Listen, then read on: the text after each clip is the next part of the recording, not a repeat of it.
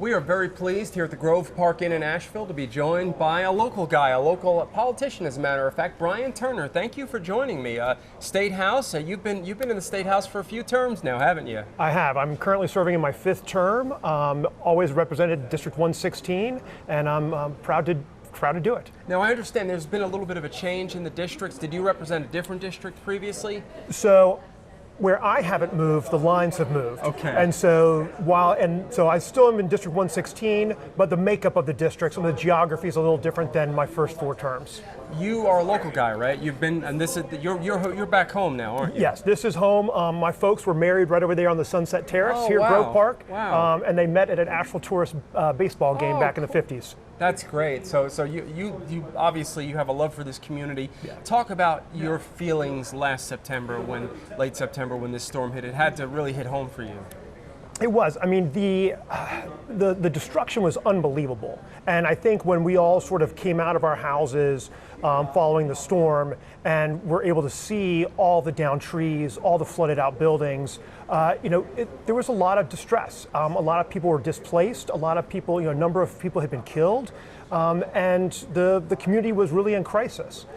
And in terms of a response, I guess you probably sprung right into action. What did you do in the aftermath to try to help these folks? So primarily, so my folks live still up here on the mountain, and my goal was to make sure that they were okay first. Right. And my sister lives right over here, so taking care of the family was first. Then, got together with some friends, started cutting down trees and clearing roads, and just trying to make life a little bit easier, more passable. It was incredibly difficult to communicate. No phones, no internet. And really you had to go walk next door to your neighbor and knock on their door and say, hey, are you okay? Yeah. It wasn't until we relocated my folks out of here that we got out of sort of the disaster bubble and really were able to see the news and understand what was going on. Mm-hmm. And one thing I've noticed, and you being in politics, obviously there's always divisions in certain areas, but this has been a nonpartisan issue. And have you seen that in Raleigh and also in the response? It has. I mean, that's I think it's really key that people understand that when emergency responders come, they're not checking your voter registration. Yeah.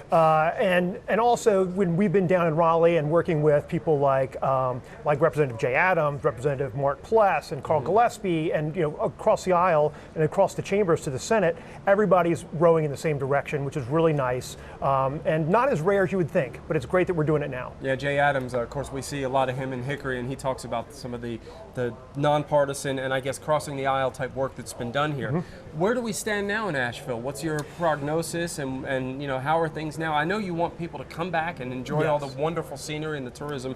Where are things right now? So Asheville's open for business. Western North Carolina is open for business, but recovery has not been completed. Right. And so we still have a long way to go. We still have people who are displaced. We still have people who are struggling, businesses that are struggling.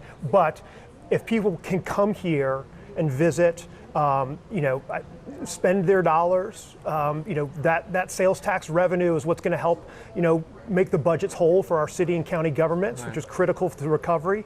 We want people to come see and enjoy the beauty of our mountains, and also appreciate and understand that we're still struggling and still trying to recover, and they can do their part. And for folks have to know, though, that there's plenty they can do right now if they want to enjoy what we have here in this part of the state. Oh, absolutely. I mean, right over our shoulder, we've got the mountains, and you can go up on the Blue Ridge Parkway, you can go take a hike in Pisgah, you can go float the French Broad River, and you can eat at some of the wonderful restaurants we've got downtown. So there's plenty to do here.